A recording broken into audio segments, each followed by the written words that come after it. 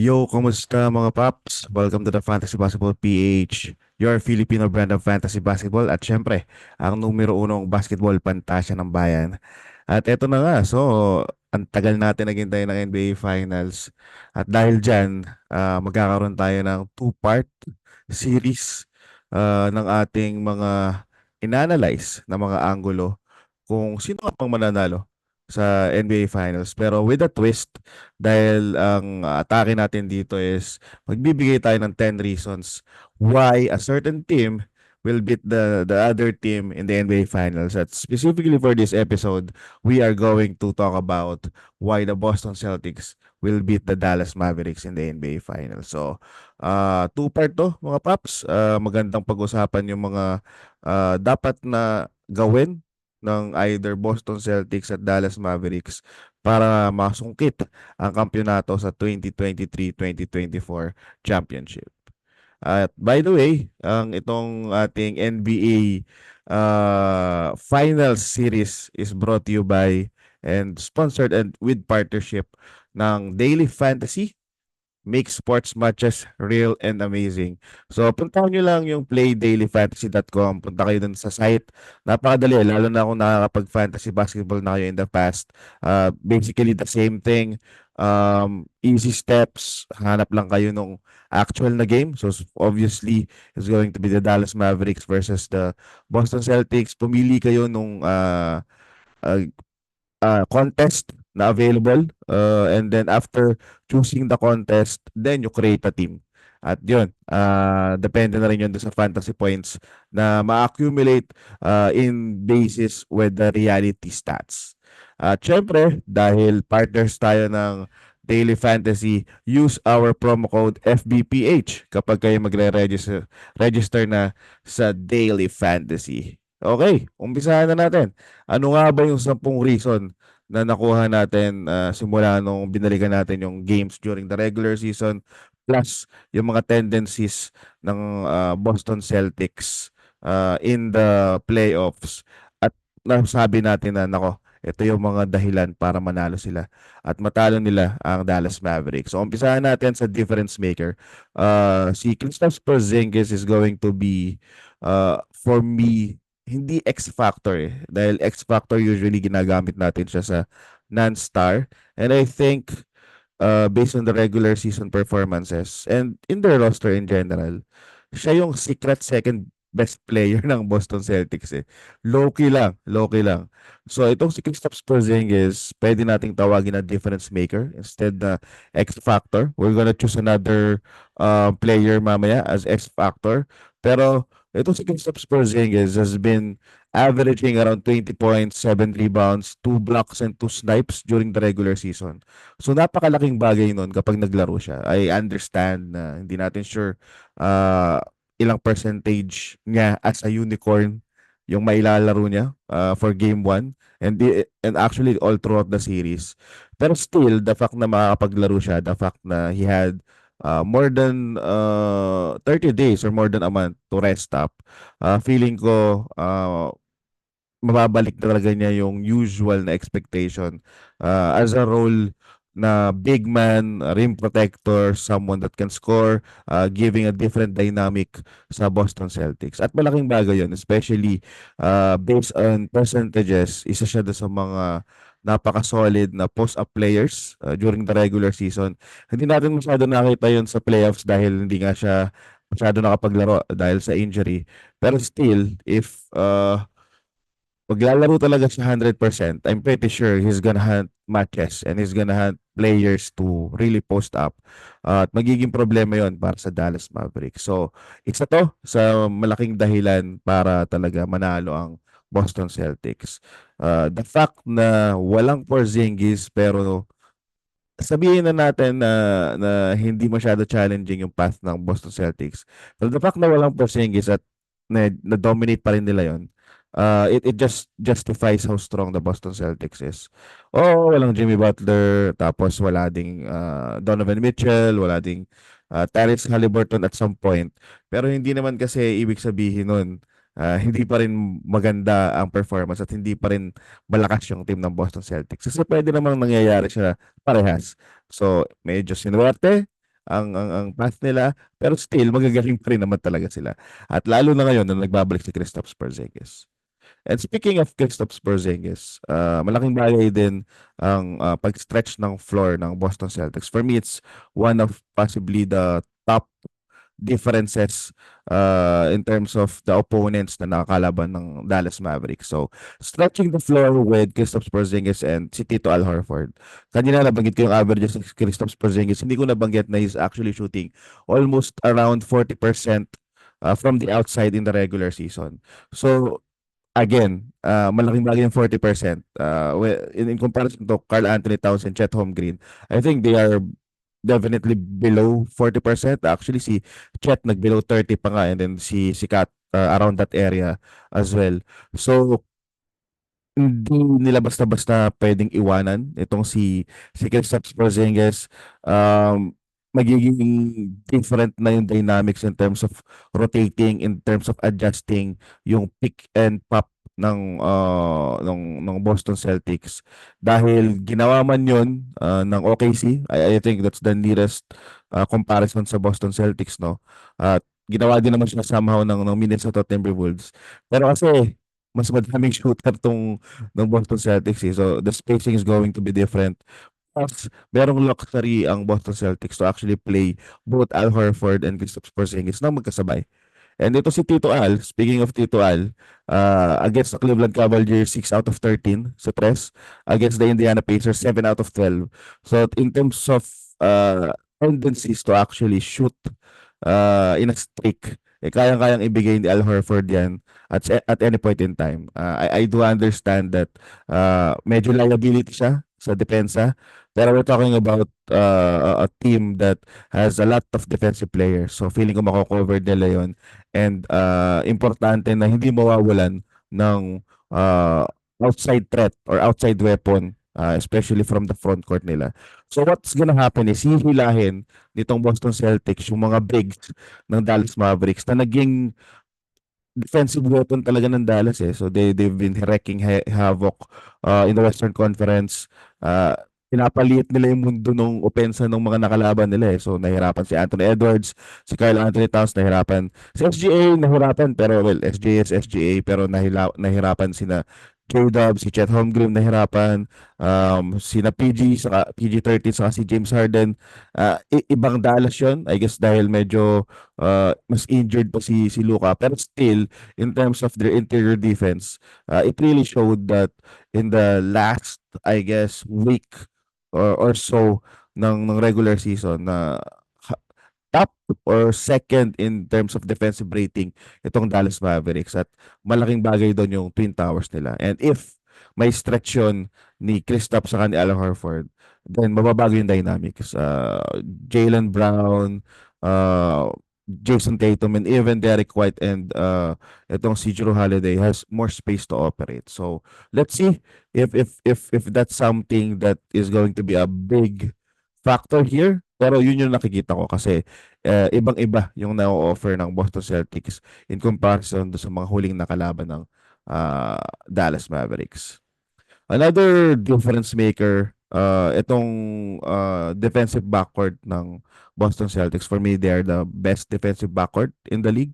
Especially in the playoffs, we're talking about Derek White and Jrue Holiday. Kanina nabanggit ko yung X Factor. I'm actually looking at Derek White as the X Factor just because hindi lang siya nakakatulong defensively, eh. Actually, offensively, malaking bagay din dahil aside from Kristaps Porzingis, ito ding si Derek White has been shooting around 40% from the outside, and that's with 8 attempts usually on average in the playoff. So, grabe yun. Grabe yung 8 attempts. And if you're shooting 40% of it, then magiging malaking bagay kapag nahulog talaga yung mga threats ni Derek White. Aside from that, uh, probably is gonna defend DJJ, which really suits yung my offer niya kasi napakagaling niyang help defender, eh. So magaling na siya on ball, pero low-key, kung mapapansin niyo yung activity niya and his defensive instinct to help out dun sa mga ibang nangangailangan ng ng rotation, especially merong Luka Doncic at merong Kyrie Irving ang Dallas Mavericks. hindi walang gantong player dun sa mga huling nakakalaban ng Dallas Mavericks eh. I understand na hindi kalakihan itong si Derek White pero yung again yung instinct niya saka yung um, mga reads niya is going to be crucial para dito sa defensive backcourt ng Boston Celtics. Well, ito namang si Drew Holiday mga paps. Everybody knows how good defensively itong si Drew Holiday. I just think in terms of matchup, babantayan niya si Kyrie Irving. And feeling ko it's bad news for Kyrie Irving kasi bukod kay Drew Holiday, pwede sila mag-switch to Derek White. And it's evident na whenever Kyrie Irving struggles, nahihirapan din itong Dallas Mavericks. So nakita natin yan during the OKC series and then yung isang talo ng Minnesota against the Minnesota Timberwolves ng Dallas. Obvious din yung medyo katahimikan nito ni Kyrie Irving. So if Boston Celtics can actually cover, especially using these two defensive backcourt against Kyrie Irving, then mukhang mawawala, posibleng mawala sa momentum at sa tempo itong Dallas Mavericks. Especially na ito si Kyrie Irving always sets up the tone eh for Luka Doncic. Another thing about Drew Holiday, bukod sa depensa niya, offensively, umangat yung laro niya eh, from tahimik against the Miami Heat, Cleveland Cavaliers, up to the Indiana Pacers series. Kitang-kita yung pag-angat ng scoring niya. It's gonna be different dahil may andyan si Kristaps Porzingis at iisa lang ang bola. Pero ang kailangan kong gusto kong i-highlight dito is he's actually scoring 52% mostly in the paint. So again, since he's stronger and a little bit bigger than Kyrie Irving, posibleng bukod sa depensa niya sa number 2 guy ng Dallas Mavericks, ihat din niya si Kyrie Irving kasi he's much bigger and he's much stronger.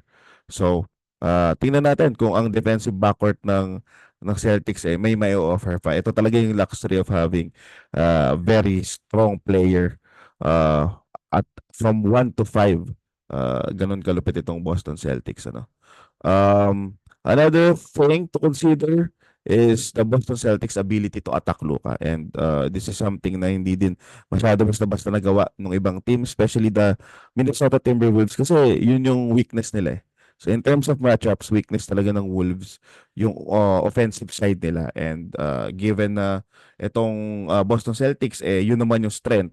So I'm pretty sure na hindi magkakaroon ng problema ang Boston ng mga pyesa na pwedeng umatake kay Luka. So we have, of course, Jason Tatum, Jaylen Brown, and then at some point in time during switches, you have actually Jrue Holiday, na sabi ko kanina, a little bit stronger than Derek White.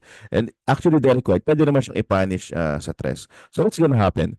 So we understand na itong si Luka Doncic is almost unstoppable.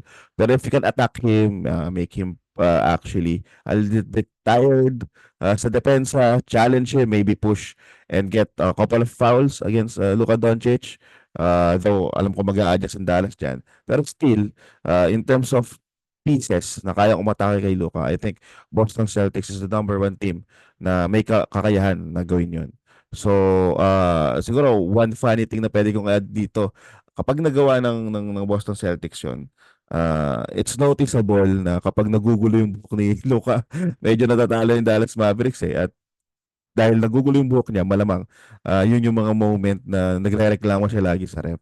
So if Boston Celtics can actually do that to Luka, then medyo madadagdagan ng dahilan para maging tagilid itong Dallas Mavericks. Another angle here is Boston Celtics being a veteran in the playoffs. We're talking about their dynamic duo, of course. They've been playing together, and in almost 7 years, they've been going and fighting in the Eastern Conference para makuha yung kampyonato. Hindi pa nila nakukuha, so malamang hindi nila basta-basta papakawalan tong opportunity na meron sila this season. Aside from Tatum and Brown, you also have Jrue Holiday na already a champ. You have Tito Al na sobrang veterans na rin. He can still provide value. Derek White in just a span of time, almost siya na yung third best player nila until dumating itong si Kristaps Porzingis. And speaking of Kristaps Porzingis, siya lang halos yung medyo may konti lang na experience sa playoffs. So we're talking about a lot of players being comfortable whenever the lights are bright.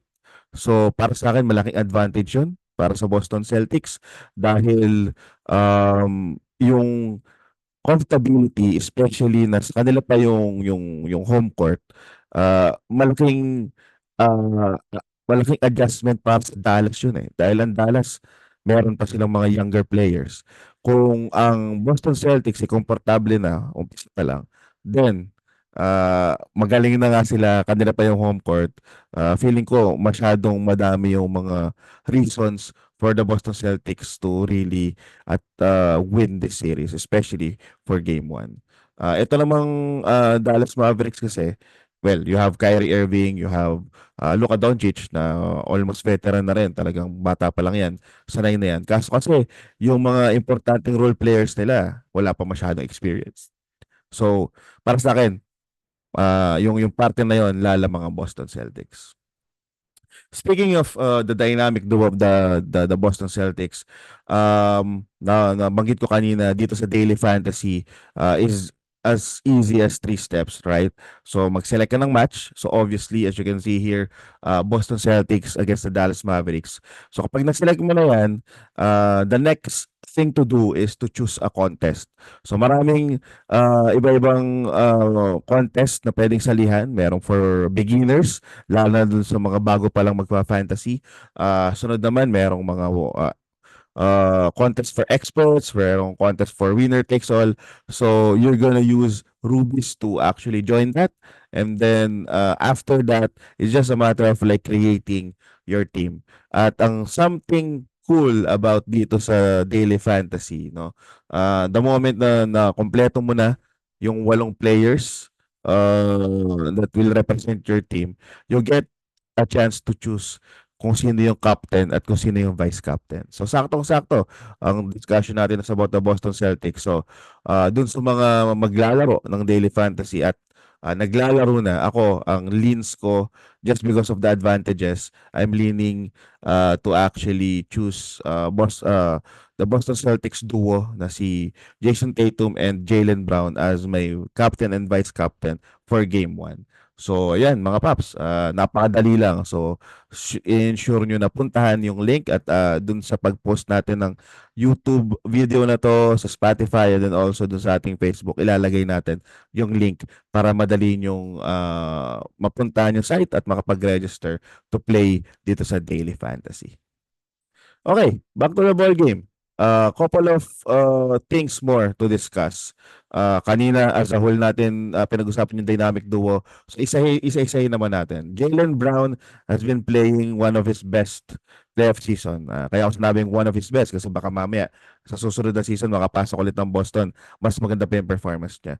Pero all throughout these playoffs, he's averaging 25 points.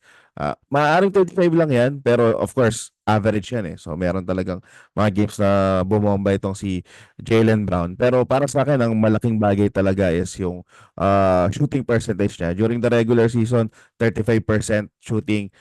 During the playoff season, 37% shooting from the outside. And almost 5 attempts every game. Na nag-umpisa si Jaylen Brown na hindi masyado shooter. Alam mo yun, talagang hindi siya reliable sa mga nagpa-fantasy diyan. Alam niyo 'yan. Uh, Usually ang expectation mo kay Jaylen Brown really scoring, slashing, alam mo 'yun. Pero this time talagang na-improve na niya yung different aspects of his game.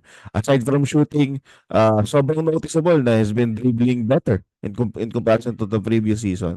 So siguro yan sa malaking dahilan kaya siya yung nanalo as Eastern Conference MVP. Doon sa isang episode natin, nabanggit ko nga na ang take natin dyan is it can go both ways. I understand na si Jaylen Brown is really, kumbaga sa eye test, si Jaylen Brown talaga makikita mo eh. Pero if you sit on it, we will understand na itong si Jason Tatum is being guarded by the best defensive player ng kabila. So, feeling ko kailangan, kung depende again do sa mga judges, pero ako personally, I would add additional credit for that. But still, what matters is itong si Jaylen Brown saka si Jason Tatum is working very well, especially kapag hindi gumagawa yung isa and which is in the finals case, mas umangat yung laro ni Jaylen Brown. So that's the reason why siya yung nanalo ng Eastern Conference Finals. And in this series against the Dallas Mavericks, for me, malaking bagay yung gagampanan na Jaylen Brown is gonna be most likely guarding Luka to start with. Is stronger, is athletic. So among the choices, feeling ko siya yung best bet. Masyadong maliit si Jrue Holiday saka si Derek White. Jason Tatum masyadong maaga. You don't want your best offensive option to be guarding the almost unguardable player ng kalaban. So for me, I am looking at Jaylen Brown to guard Luka most of the time. Pero based dun sa regular season na matchup nila, binabalansa talaga ni Joe Mazzulla yung coverage eh. So I expect natin na almost everyone is gonna guard Luka Doncic, pero I think Jaylen Brown is the best bet na magtagal or magbabad dito kay Luka Doncic. And speaking of main man ng Boston Celtics, I think one of the reason kaya may urge din na manalo itong Boston Celtics, specifically dun sa kanilang per player journey. Itong si Tatum kasi has been being underrated for quite some time. Pumasok siya sa liga na biglang nakakuha tagalaga siya ng attention, that alam mo yun, nakita natin yung potential. But after that, parang nagpa-plateau siya. There's a reason for it. His shot selection, there's no swagger. Yun yung napapansin talaga nung most fans and analysts eh. Pero for me, it's probably time for Jason Tatum to establish himself as the one of the top 5 players in this generation. So when I say one of the top 5 players, hindi ko kasi masasabi na in contention sa best player or the number one or face ng NBA. I think it's time for us to really embrace na hindi si Jason Tatum yan. So, pasintabi doon sa mga fans ng Boston or sa mga fans ni Jason Tatum, as good as Jason Tatum is, there I can name a couple of players that is kind of like mas malapit dun sa hulma ni Michael Jordan, sa hulma ni LeBron or ni Kobe. So in this series, that's gonna be Luka. Pero again, Jason Tatum is still there, pero more of like really establishing na oo nga, imposibleng wala pa ako doon sa pinnacle. Pero you have to consider me as the top one of the top 5 players, 'di ba? So ito na yung pagkakataon niya. Nabanggit ko kanina may problema siya minsan sa offensive niya, shot selection, not only in the past couple of games na against the Indiana Pacers na somehow nakita natin yon. Pero ang pinaka-highlight to against the Miami Heat eh. Talagang sabaw yung performance ni Jason Tatum doon. Malaki pa naman yung expectation sa kanya. So the thing is, as Jason Tatum grows his game, nakakatulong na siya in several ways eh. Dun sa success ng Boston Celtics. So he's slowly establishing yung kanyang defense. Malaki si Jason Tatum at agile siya. So he's using that defensively, is now a better playmaker. So in comparison to Anthony Edwards, I think he's a better playmaker than Anthony Edwards. So malaking advantage yun against the Dallas Mavericks. I also see him as a good disruptor in this series. Nabanggit ko nga kanina, defensively, umaangat na yung pag-establish niya sa kakayahan niyang gawin yon. And nakita natin against the Indiana Pacers na ginagamit din siya minsan na 5 ni Joe Mazzulla. And for me, magiging advantage yun against the Dallas Mavericks, especially almost the same how he did it to Miles Turner. Especially na yung switch na posibleng mangyari, siya yung biglang babantay kay Luka Doncic kapag nagkaroon ng switch. So, para sa akin, masakit yun, no? Kasi hindi yung basta-basta may iwanan ni Luka itong si Jason Tatum kasi technically, Jason Tatum is the best defender for Luka dito for the Boston Celtics. It just so happened na hindi nga maganda na tatauhan agad ni Jason Tatum si Luka off the bat. So for Jason Tatum to play 5 in preparation dun sa possible switches for Luka is a luxury for the Boston Celtics. Hindi lahat ng team may ganong kakayahan. Kasi usually yung nagsi-switch, like for example, Rudy Gobert, yun na yung magsi-switch, kakainin talaga ng buo ni Luka Doncic yun. So, again, advantage for the Boston Celtics. It's ko pa nakikita is, maybe Boston will just let Luka face Luka. Alam mo yun? Hayaan ng Boston Celtics na kalabanin ni Luka yung sarili niya. Wala na tayong magagawa eh. He's definitely gonna get 30 points most of the time. So why not cover Kyrie Irving? I-instill mo na yung ibang option like PJ Washington has been punishing their opponents. Well, hindi naman lagi, pero in terms of corner three-pointers, he's been very good. That goes as well with Derek Jones Jr. So kung mako-cover dalawa at hayaan nila sa Luka, there could be games wherein aalatin si Luka and that's one game for you. So imagine you get a bad game from Luka, magkakaroon ka ng isang game wherein suswertehin ang Boston Celtics. So technically, it's almost two games agad for the Boston Celtics. And as strong as Boston Celtic is, kahit manalo pa ng several games ng Dallas, that's an advantage already. No? Just looking at that angle. Uh, Etong si Luka Doncic started off shooting bad round 1, round 2. So, mainly dahil sa injuries yun eh. Pero if Boston Celtics again can make something happen, maybe a strategy from Joe Mazzulla, and again, bukod dun sa usual na aatakin mo si Luka, hahayaan mo lang si Luka na kalabanin yung sarili niya. Then it's going to be tough for Dallas kasi nakaangkla talaga kay Luka yung success nila. Another thing is since itong si Kyrie Irving is going to be to get moved sa Boston Celtics, ilang games yun pag nasa home ng Boston Celtics, malamang sa alamang mahihirapan talaga ang Dallas Mavericks na ma-set yung tone. Kyrie Irving has been really helping out to set the tone for Luka Doncic. Eh. So, I guess those are angles na talagang dapat nating to bigyan ng pansin kasi uh, when you say Dallas Mavericks, nabanggit ko kanina, solid yung interior defense nila, pero Kyrie Irving and Luka Doncic is Dallas Mavericks. Another thing is, I guess history and odds does not favor the Dallas Mavericks. The last time na yung scoring champ won the finals, alam niyo kung sino pa? Si Shaquille O'Neal. It's also rare for a team who did not contend doon sa previous season tapos nakapasok ng finals na manalo ng championship. So medyo rare yun. Rare din na hindi ka pasok sa top 3 o in the standing na manalo ng finals.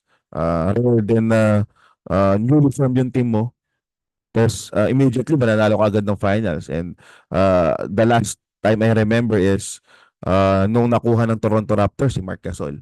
So ang daming pwede mong i-check na history wherein it's gonna be challenging for the Dallas Mavericks. Technically, it doesn't necessarily mean na it directly involves yung kakayahan ng Dallas Mavericks kasi this is a different Dallas Mavericks. Pero gusto ko lang i-point out dito na medyo mahirap yung odds na dadaanan or tatahakin ng Dallas Mavericks to actually win against the Boston Celtics, especially as good as the Boston Celtics is. So, we have to consider those things. Um, Feeling ko yung recency bias, yun yung talagang nagpadikit kay Dallas Mavericks kaysa Boston Celtics just because pinalo ng Minnesota ang Denver na expected natin na malakas, defending champs, and then minama naman ng Dallas ang Minnesota. So alam mo yun, and they did that in the Western Conference. Sobrang pukpukan yung laban. So you have to really respect that. Pero similar to what happened to Denver and what happened to Mini against Dallas. Playoffs is a game of matchups eh. And I am seeing na yung Boston Celtics really matches very well against the Dallas Mavericks just because of their ability to score plus their ability to shoot in the outside while also defending. So, ang daming masyadong check marks sa checklist ng Boston Celtics kaya mahihirapan palagay ko ang Dallas Mavericks. And then, lastly, Ah, feeling ko pinahaba lang natin yung istorya. Feeling ko masyado nating napakomplika yung mga bagay-bagay. The Boston Celtics is the number one team in the league, number one offensive rating, top three in defensive rating. Uh, Feeling ko dapat bigyan natin ng respeto yung Boston Celtics. Nagkaroon lang talaga ng madaming hate kay Tatum, kay Brown, maraming hate kay Boston. Dahil doon sa path na tinahak nila. Ah, sabi ko nga kanina, kailangan tanggapin natin na pwedeng sabay siyang mangyari. Hindi naman mamimili ka lang eh. Sinuwerte sila, oo. Pero it doesn't necessarily mean na hindi sila malakas, di ba? So, that alone for me is one big reason to really favor the Boston Celtics to win the finals against the Dallas Mavericks. Kasi andun na lahat eh. Um, yung odds, kita-kita yung favor. So, technikalan sa odds, makikita natin that Vegas favors itong Boston Celtics. Though hindi kalakihan yung gap kay Dallas Mavericks just because of what they did. Um, in terms of roster, kitang-kita yung diferensya. If you check the top 10 players, yes, Luka is the best player. Pero after Luka, sino? Jason Tatum, Jaylen Brown, and then dun palang papasok si Kyrie Irving, which for me is also arguable if Kristaps Porzingis plays like a unicorn. That I could actually put Kristaps Porzingis ahead of Kyrie Irving. Posible yun. Pero bigyan na natin kay Kyrie Irving yun. Tapos Kristaps Porzingis. And then yung susunod na dalawa, or or even tatlo kasama si Al Horford, Boston Celtics pa rin. So, talagang in terms of yung mga players, malaki talaga yung advantage ng Boston Celtics. So, I think we have to simplify and we have to respect. Plain and simple. Most of the time in team games, especially in basketball, the better team wins the game. So, maybe this is as simple as that. Maybe.